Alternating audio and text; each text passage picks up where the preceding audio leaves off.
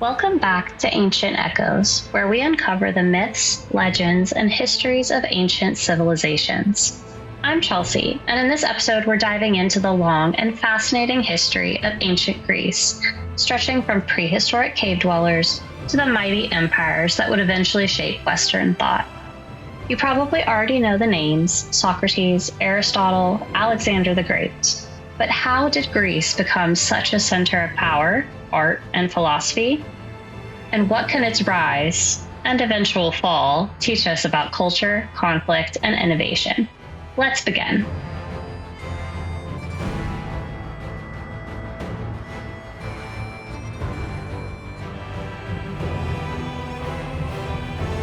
When we think about ancient Greece, our minds often jump straight to marble temples, toga-clad philosophers, or battle heroics. But the Greek story didn't begin with Socrates or the Parthenon. It began deep in the shadows of prehistory, long before writing, cities, or even farming. Archaeological discoveries tell us that human life in Greece dates back at least 200,000 years, with one of the oldest hominid skulls in Europe discovered in the Petrolona cave, nestled in the rugged landscape of the Halkidiki Peninsula. By around 50,000 BCE, Neanderthals were moving into the region, likely following herds of animals and seasonal migration patterns. Traces of their existence, stone tools, earths, and bones have been found in places like the Kalamaka cave in the Peloponnese. Then, around 40,000 BCE, a new kind of human arrived, Homo sapiens, often called Cro-Magnons. Unlike their Neanderthal cousins, these early humans developed more complex tools, adorned themselves with jewelry, and may have painted or carved symbolic images. Some of the earliest signs of their presence in Greece came from the Frankfy cave, overlooking the Argolic Gulf. This memorable site was continuously inhabited for tens of thousands of years, an almost unbroken thread of human life stretching into the Neolithic period. By around 7000 BCE, something revolutionary transformed the landscape: agriculture. The agricultural revolution, which had begun in the Fertile Crescent, slowly made its way into southeastern Europe. People started cultivating grains, domesticating animals, and settling in permanent communities. This marked the birth of the Neolithic age in Greece. Evidence of this shift is found in villages like Sesqua and Dimini in Thessaly and Nicomedia in Macedonia. These early communities built stone and mud brick homes, buried their dead with care, and may have worshipped fertility deities. They weren't just surviving anymore. They were beginning to shape their world. Around 4000 BCE, metallurgy arrived, first with copper and later bronze, ushering in the Bronze Age. This era would see the rise of Greece's first true civilizations. Let's start with the Minoans. Based on the island of Crete, the Minoans flourished from roughly 2000 to 1400 BCE and are best known for their sprawling palace complexes, especially at Knossos and Phaistos. These palaces weren't just royal residences, they were centers of administration, religion, and economic activity. The Minoans engaged in widespread maritime trade, connecting Crete to Egypt, Levant, and Anatolia. They wrote in a script called Linear A, which remains undeciphered, and their art depicts dolphins, priestesses, bull-leaping acrobats, and flowing natural scenes, suggesting a relatively peaceful and prosperous society. Meanwhile, on the mainland, the Mycenaeans emerged. These were the Greeks of legend, the people remembered in Homer's Iliad and Odyssey.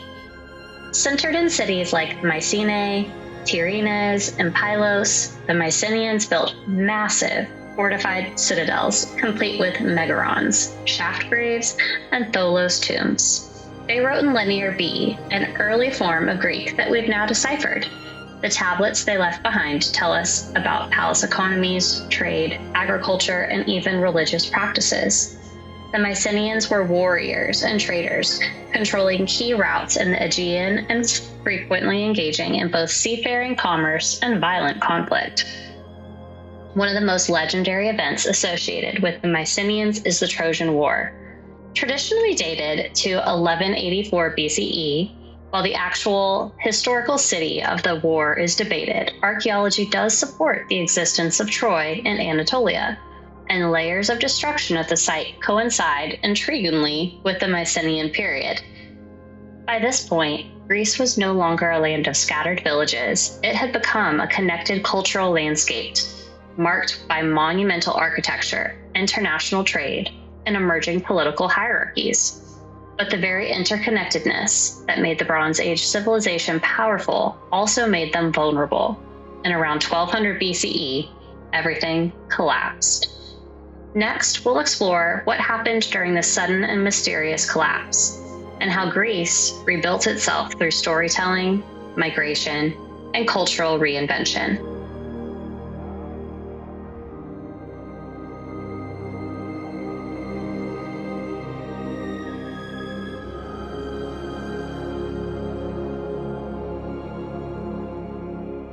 The collapse of the Mycenaean civilization around 1200 BCE wasn't just a local tragedy.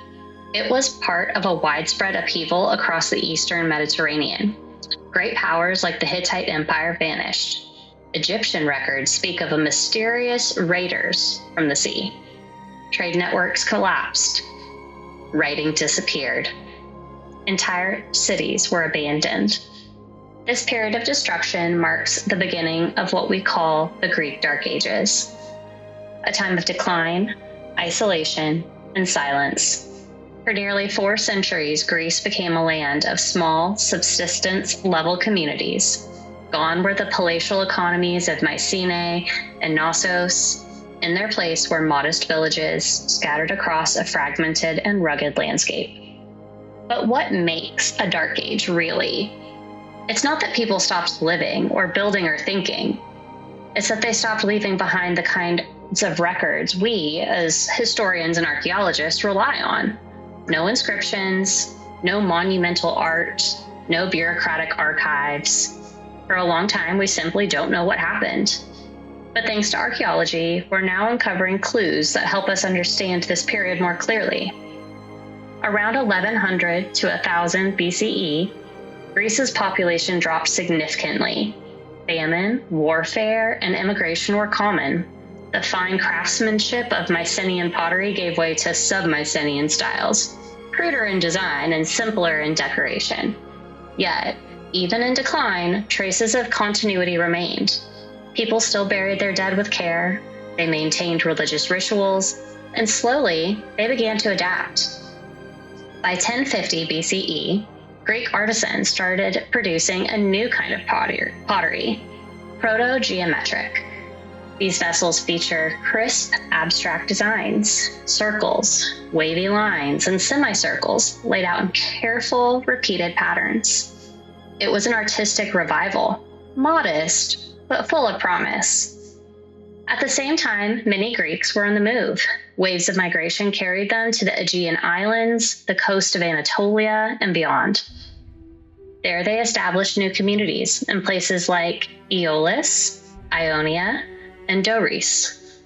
These settlements kept Greek culture alive, even as the mainland remained fractured and quiet. And in the silence, the Greeks turned to memory. This was the age of oral tradition, of bards and storytellers who passed down epic tales from one generation to the next. Around 850 BCE, a blind poet named Homer, or perhaps a group of poets working in his name, began to shape these oral fragments into unified epics. The Iliad and the Odyssey are not just war stories. They are bridges between worlds, between the grandeur of the lost Mycenaean palaces and the humble villages of the Dark Ages, between the heroic ideals of the past and the cultural aspirations of the future. In the Iliad, we meet Achilles, a warrior torn between personal pride and communal duty. In the Odyssey, Odysseus longs for home, facing monsters, temptation, and the wrath of gods.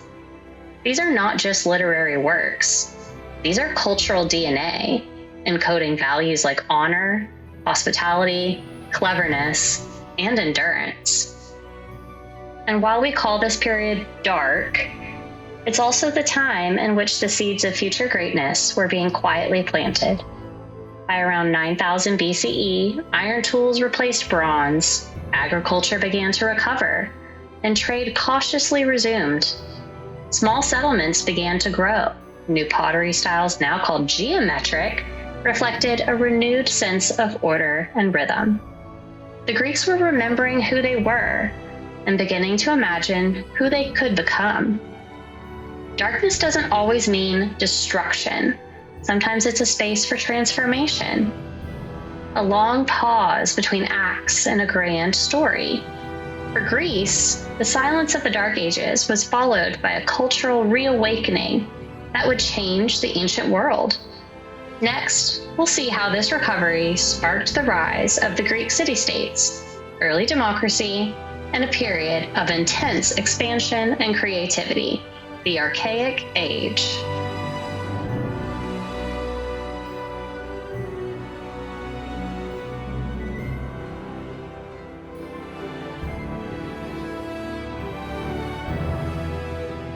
By the end of the Dark Ages, Greece had survived devastation, isolation, and rebirth.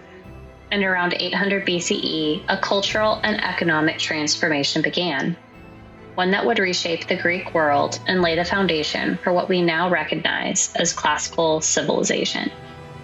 This next chapter is called the Archaic period, lasting from roughly 800 to 500 BCE. It was anything but archaic in the sense of being backward or static. Instead, it was a time of intense creativity, competition, and change. So what sparked this revival? Let's begin with writing. Around 800 BCE, the Greeks borrowed the Phoenician script, a consonant-based writing system. But the Greeks added something radical: vowels. This simple innovation created the first fully phonetic alphabet in history, an accessible, adaptive tool that enabled everything from poetry and contracts to inscriptions and legal codes. Writing wasn't just practical, it was cultural.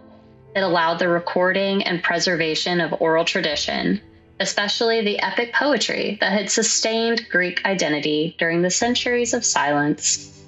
With the rise of the Greek alphabet came a return of memory in a new, lasting form.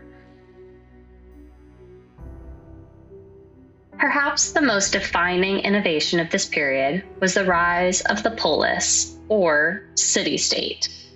Unlike empires ruled by kings or priests, the polis was a compact, independent community that combined religious, political, military, and economic functions into one cohesive unit.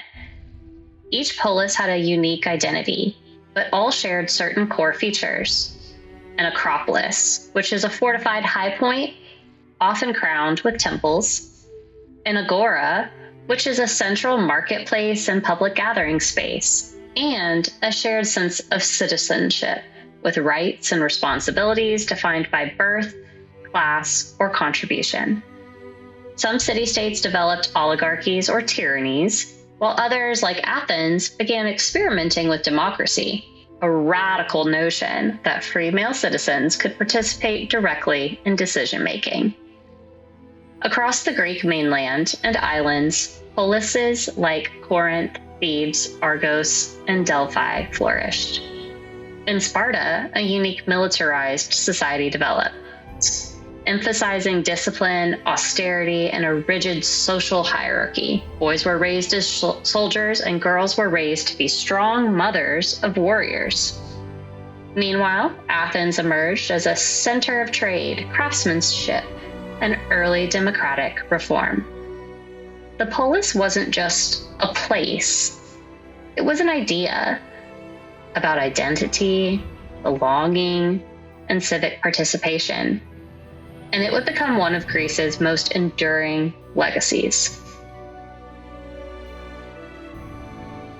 The Archaic period was also a time of economic growth and colonization. As population pressures increased and arable land grew scarce, Greeks began to establish colonies across the Mediterranean and Black Sea. In the west, they founded settlements in southern Italy, Sicily, France, and Spain. In the east, they spread to Thrace and Hellespont and the Black Sea coast. Even North Africa saw Greek colonies, like Naucratis in Egypt. These colonies were not mere outposts. They were fully functioning polis, linked by language, religion, and trade, but politically independent.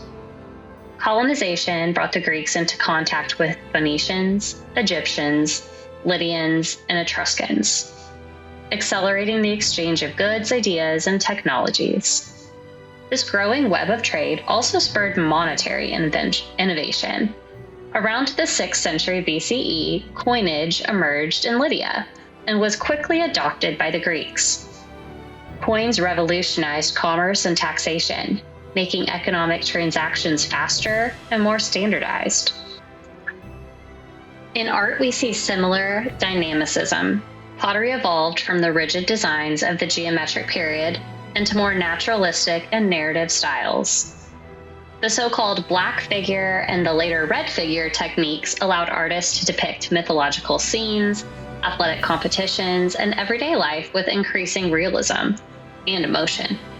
Greek sculpture also began its climb towards mastery, with the creation of stylized kouros and kore statues, idealized, youthful figures that hinted at the balance and harmony that would define later classical art.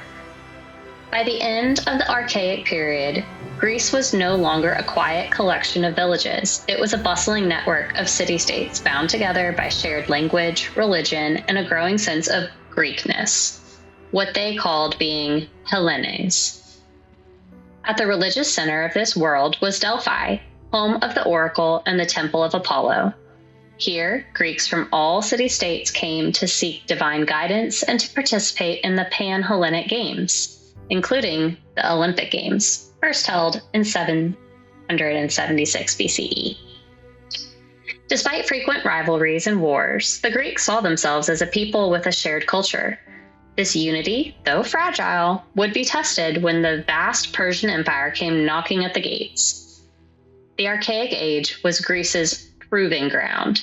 It gave the world the city-state, the alphabet, coinage, and a vision of civic life rooted in shared values and fierce independence. Next, we'll watch this foundation give way to a period of even greater brilliance and even greater conflict, the Classical Age. If the Archaic Age was the rehearsal, then the Classical period was the main event. Spanning roughly 500 to 323 BCE, this era witnessed the full flowering of Greek civilization. Its philosophy, art, politics, and drama reaching heights rarely matched in human history. But it was also an age of intense conflict, both with foreign powers and among the Greeks themselves. The Classical period is remembered not only for what the Greeks built, but also for what they destroyed. Two city-states stood at the heart of this era, Athens and Sparta, rivals in almost every way. Athens was a hub of innovation. Though it had once been ruled by aristocrats, a series of reforms in the 6th century BCE paved the way for something radical: democracy.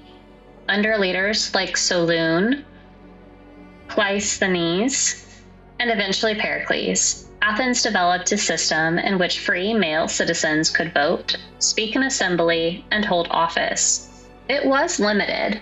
Women, slaves, and foreigners were excluded, but revolutionary nonetheless. Sparta, on the other hand, was a highly disciplined, militarized society. Its citizens trained for war from childhood, living under a rigid code that valued obedience, endurance, and sacrifice. Spartan women, interestingly, enjoyed greater autonomy. than in most Greek city-states, managing estates and receiving physical education, but the state always came first. Where Athens cultivated the mind, Sparta trained the body. Where Athens built temples, Sparta built warriors. These powers, and the broader Greek world, were forced into a rare alliance in the face of a common enemy, the Persian Empire. In 490 BCE, King Darius I of Persia sent a force to punish Athens for supporting a revolt in Ionia. The Athenians met him at the Battle of Marathon, and in a stunning upset, drove the Persians back. A decade later, in 480 BCE, Darius' son, Xerxes, returned with a massive invasion force. What followed were some of the most legendary battles in Western history. The Battle of Thermopylae, where 300 Spartans and their allies held off the Persian army at a narrow pass, an act of heroic sacrifice. Anyone seen the movie 300? The Battle of Salamis, where the Athenian navy under Themistocles defeated the Persian fleet in a daring naval ambush. These victories were not just military triumphs, they were cultural moments. The Greeks had defeated their homeland, their independence, and their way of life against one of the greatest empires the world had seen. It was the moment when a scattered collection of city-states began to think of themselves, if only briefly, as something greater, a people united by language, gods, and freedom. In the aftermath of victory, Athens rose to preeminence. Under Pericles, the city embarked on an ambitious rebuilding program, funded in part by the Delian League, an alliance of Greek city-states originally formed to defend against Persia, but increasingly dominated by Athenian interests. This was the golden age of Athens, a period marked by the construction of the Parthenon, a temple to Athena that still symbolizes architectural perfection. The birth of drama as an art form, with playwrights like Aeschylus, Sophocles, and Euripides, exploring themes of fate, justice, and human suffering. The rise of philosophy, with Socrates challenging assumptions in the Agora, Plato founding the Academy, and Aristotle laying the foundation of logic, ethics, and natural science. Athens wasn't just powerful, it was magnetic, drawing thinkers, artists, and visitors from across the Greek world. But with power came arrogance and enemies. Sparta and its allies, increasingly weary of Athenian dominance, went to war in 431 BCE. What followed was the Peloponnesian War, a brutal 27-year conflict that pitted the two greatest Greek powers and their respective coalitions against one another. This war wasn't fought just on battlefields. It was a war of attrition, of sieges, and starvation, of shifting alliances and internal revolts. The historian Thucydides, an Athenian general, chronicled it all with a new kind of realism, examining not just events, but motives and moral decline. In the end, Sparta won, but at a staggering cost. Athens was devastated. Democracy was briefly overthrown, and all of Greece was weakened politically, economically, and spiritually. The classical age, for all its brilliance, burned hot and fast. Its achievements were dazzling, but its internal divisions proved fatal. As the city-states licked their wounds, a new power was rising in the north, the Kingdom of Macedon, under a shrewd and ambitious leader, Philip II. The Greek world, fractured and vulnerable, would not remain independent for much longer. The classical period gave us some of the most enduring contributions to human thought and culture, but it also revealed the dangers of hubris, rivalry, and political decay.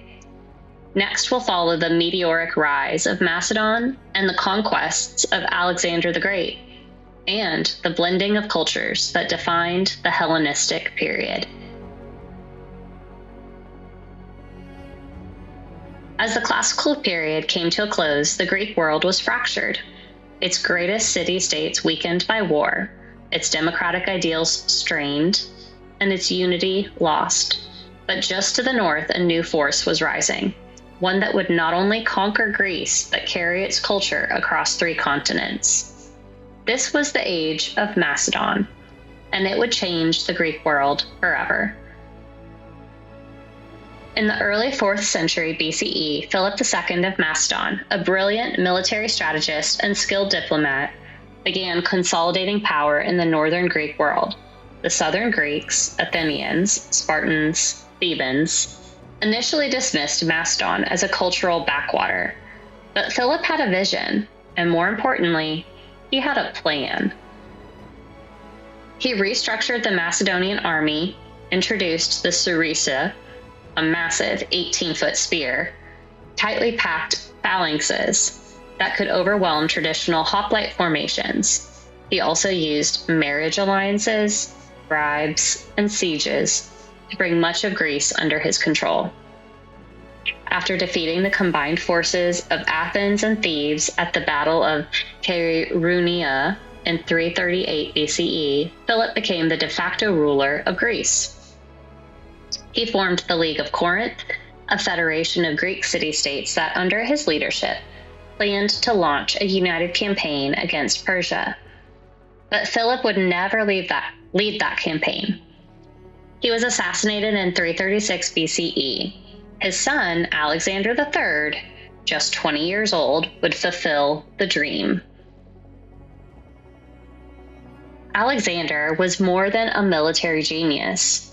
He was a student of Aristotle, fluent in Homer, and deeply inspired by Greek ideals. He was also ruthless, charismatic, and ambitious beyond belief. In less than a decade, Alexander the Great created one of the largest empires in history. He crushed the Persian Empire, winning decisive battles at Granicus, Issus, and Gaugamela. He marched into Egypt, where he was hailed as a pharaoh and founded the city of Alexandria. He pushed eastward into Mesopotamia, Bactria, and India, reaching the banks of Hyphasis River before his army finally refused to go further. But Alexander's mission wasn't just about military conquest. He envisioned a fusion of cultures, encouraging marriages between Greeks and Persians, adopting aspects of Persian dress and ceremony, and founding dozens of cities modeled on a Greek polis. After his sudden death in 323 BCE, his empire fragmented, but the world he left behind was forever changed. The centuries that followed Alexander's death are known as the Hellenistic period, lasting from 323 to 31 BCE. During this time, Greek language, art, science, and philosophy spread throughout the Mediterranean and Near East. Powerful kingdoms emerged, ruled by Alexander's former generals. The Ptolemies in Egypt, the Seleucids in the Near East, and the Antigones in Macedon. In these multicultural kingdoms, Greek blended with local traditions to create a new cosmopolitan culture. Cities like Alexandria, Pergamon, and Antioch became centers of learning and innovation. At the Library of Alexandria, scholars collected texts from across the known world. Mathematicians like Euclid developed the foundation for geometry. Astronomers like Aristarchus proposed of a heliocentric model of the solar system. Physicians like Herophilos conducted early dissections, advancing medical knowledge.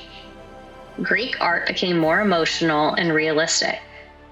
Sculpture captured not just ideal beauty, but suffering, movement, and drama. The gods and heroes remained, but now they shared the stage with mortals, children, and the elderly. The Hellenistic world was more diverse, more connected, and more complex than anything that had come before in Greek history. But But even this rich tapestry was not immune to decline. Infighting between Hellenistic kingdoms and economic challenges and changing trade routes all weakened the Greek world. And rising to the west was a new power, Rome. In a series of military campaigns and diplomatic maneuvers, the Romans gradually absorbed the Greek city-states and Hellenistic kingdoms. By 146 BCE, Greece had become a province of the Roman Republic, and by 31 BCE, with the defeat of Cleopatra and Mark Antony, the Hellenistic era came to a formal end. Yet, this was not the end of Greek influence. The Romans revered Greek culture. They adopted Greek gods, copied Greek art, studied Greek philosophy, and modeled their education on Greek ideals. Even the New Testament would be written in Koine Greek, the common dialect of the Hellenistic world. So even as political independence faded, Greek culture remained alive, woven into the fabric of Western civilization. From scattered Bronze Age settlements to sprawling empires, from the myths of Homer to the conquests of Alexander, the story of ancient Greece is one of remarkable transformation. And even now, when we debate democracy, pursue scientific knowledge, or ponder life's big questions, we're continuing a conversation that began in the streets of Athens and the scrolls of Alexandria. Thanks for joining me on this journey through the history of ancient Greece on Ancient Echoes. If you enjoyed this episode, consider sharing it with a friend who loves history, and be sure to subscribe and leave us a review. And if you want more deep dives into ancient mythology and the creation story, follow us for the next episode. Until then, remember, the past is never really past. It echoes all around us.